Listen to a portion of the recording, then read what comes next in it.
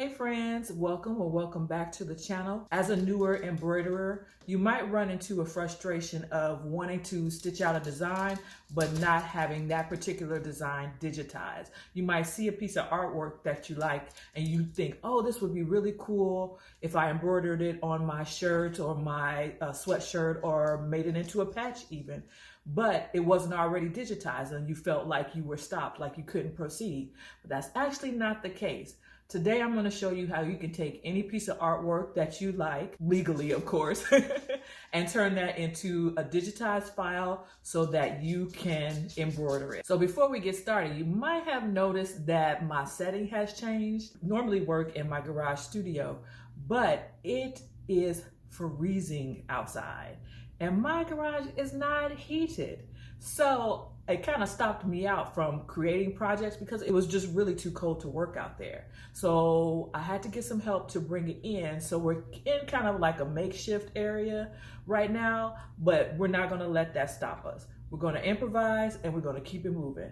So let's get to it. So even though we have to improvise to keep projects going, it actually is not such a bad thing, because one of the problems that I ran into having my machine out in the garage was that the Wi-Fi signal was not strong enough for the designs to go to the machine wirelessly. So I always had to use my USB drive to transport the designs from the computer to the machine. Well, now that I'm in closer range, I guess, technically, I should be able to send the files directly from my Chroma software. I was scrolling through Creative Fabrica and I came across a couple of fun designs that I thought would be nice as a patch, but they were only in PNG form. So I thought, hey, why not have them digitized?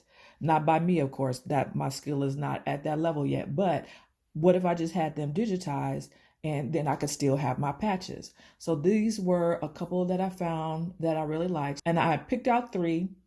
I'm going to have 2 as your standard patch with a flat background. So this one will be your normal. I'm going to stitch it out on twill, and it has a background. And then this one, I thought that was kind of cute. That also is just going to be on a regular background. And then I thought I'd do a little something with this one. This one, instead of being on a stitched out background, it's going to be floating. So the areas in between will be nothing. And I'm going to put heat and bond on the back, and hopefully I can kind of peel away the backing and just have it left on the embroidered section so that it'll become a floating patch. So that's my experiment. We'll see how it goes, but I'm gonna take you along with me. So if you see a design that you like, but you're like, man, I wish it was digitized, and you're assuming it's going to be some complicated or time consuming or expensive thing, it really doesn't have to be. I use ZDigitizing for these, and I'll show you how straightforward it really is. You just go to the site, upload your design, choose what you need, your file type, and then you place the order. It's literally that simple. There isn't any confusing steps or any long explanations needed. What I actually liked was how fast the turnaround time was. You're not waiting around wondering when your file is coming back, which makes a big difference when you're trying to get a project done or under deadline. The digitizing quality is pretty solid. I'll show you that later on in the video. And free edits are included if something needs tweaking, which is reassuring, especially if you're particular about how your design stitches out. Now, they also keep free backups of your files, so if you ever misplace one, it's not gone forever. And if you just want to get started or practice, they also offer ready-made designs you can purchase and use right away. The pricing is pretty reasonable, the checkout is secure, and I'll leave a discount code in the description if you want to save some money on your first order.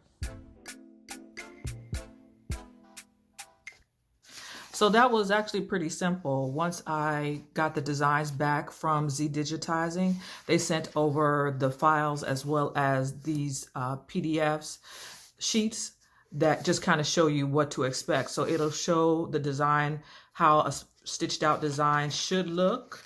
And then it gives you a run sheet. I think that's what this is called, a run sheet. To where how many colors, it gives you suggestions of colors if you want to go with their colors or if you already have your colors. And then it shows you which color is going to stitch out which piece. and the different colorways.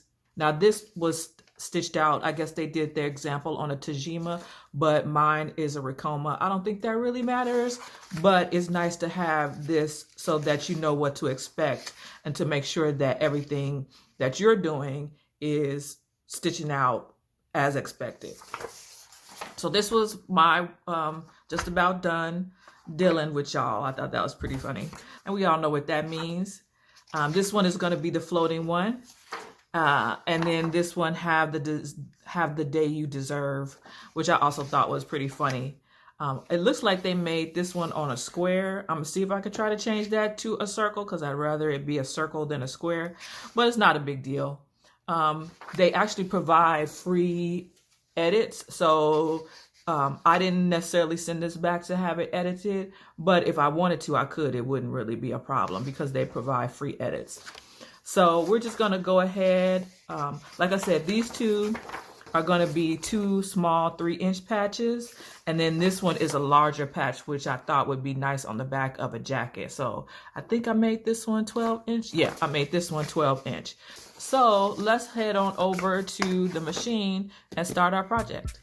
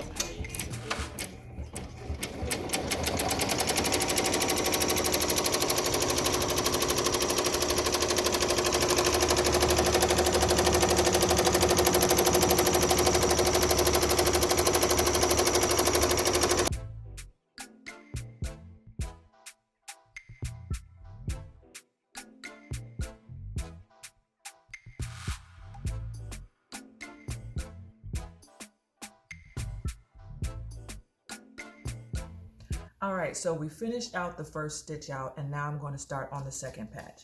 I have to switch out some colors so that I can do my froggy design. And so I'll go ahead and do that now and we'll get started on the second patch. Now what I like about this is that when they send you the proof sheet, they send you color suggestions based off the Madeira color chart. And so I can match, if I have Madeira colors specifically, I can match them up exactly to what they've suggested, which is based off the image that I sent them. So it's kind of like Pantone color matching built in for you, which is kind of cool, saves you a lot of time. But if I don't have these exact colors, I can match them up as closely as I can or improvise all together if I wanted to. So I went ahead and picked out the colors that I had that were closest and would still like complement each other. And that's what I'm gonna use today. Now for me, I don't really worry about the colors that are in the machine. I just go by what's on my bed back here and pick based off of that. So what I did was, I'll show you. I put a little number on each so I would always remember what spool number it was. So here's what I did. So that I don't have to always match up the colors in the machine, I can just go off of here. And so what I did was I just added a little number here that represents the spool number in the machine. So I can always just use that to say, okay, this is the color I want versus this is the color I want. And that's on spool 10 and that's on spool 8. So that helps me keep track instead of worrying about it being correct in the machine every time. Because I think, after a while, changing out your colors, that could get pretty tedious.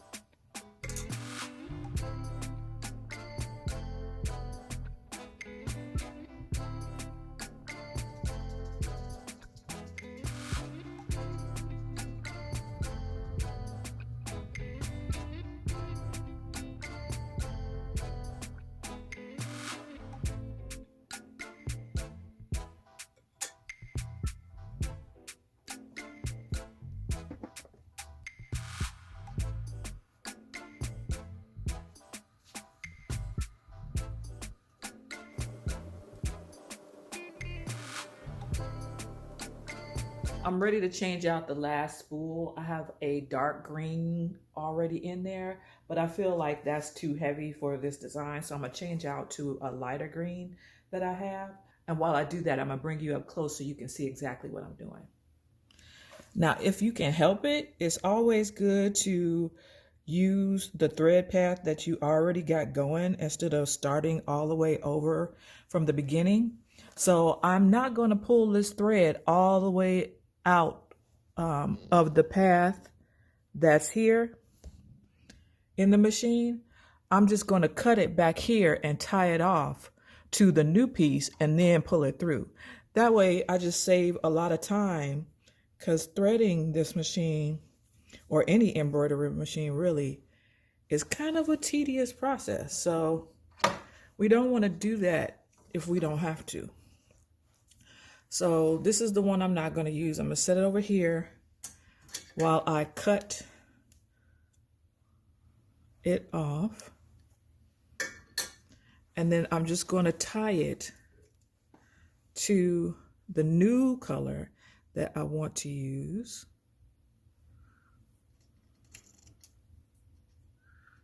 Sorry for bumping the camera. You are right up in here with me, and I want you to be able to see what I'm doing.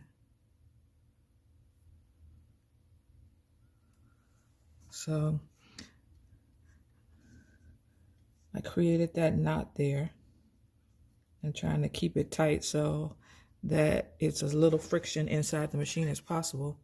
Don't want a big loop getting caught or anything. So I'm going to cut off a little of the excess. And then I'm going to come over here.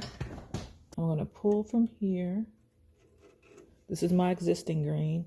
And I'm just going to pull until I see the new green come through. And I'm going to pull with a little bit of force, but not too much force, just in case I get some resistance. I'll know exactly when to stop. But you see how that new color, you see how the new color came through? And so now I know it's successfully thread. I'm going to pull it down extra, cut that old thread off. And now I'm going to reload it with the new green that I wanted to use. And I think I just saved myself about 20 minutes or needing to thread the new color. This is really hard to do with the camera in the way, but I just wanted you guys to be able to see what I'm doing.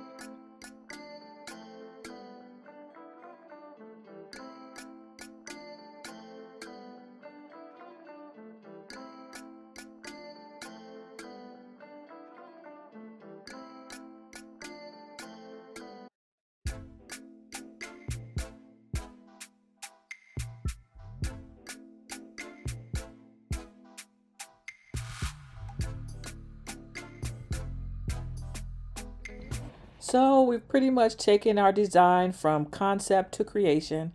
From start to finish, we found a design that we liked, or I found a design that I liked. I used ZDigitizing to have it digitized for me because this was beyond my skill level. I stitched it out. We applied the heat and bond to the back to turn it into a full-fledged patch. And now I'm trimming it so that we can apply the finishing touches. So now you know you don't have to be held back creatively or shelve a project just because the technical part feels intimidating. You can go to ZDigitizing, upload your artwork, get it professionally digitized, and keep it moving and make everything that your creative mind can come up with. Anyway, I hope this has been helpful. Go ahead and give it a like if it was, and drop a comment if you have any questions. And let me know. We're going to be this is going to be the start of my patch series. So if you have an idea for something that you want to see created, what would be fun to do as a patch, go ahead and drop it in the comments and we'll see what we can work on it together. In the meantime, check out these videos YouTube thinks you should watch next. And until next time, bye-bye.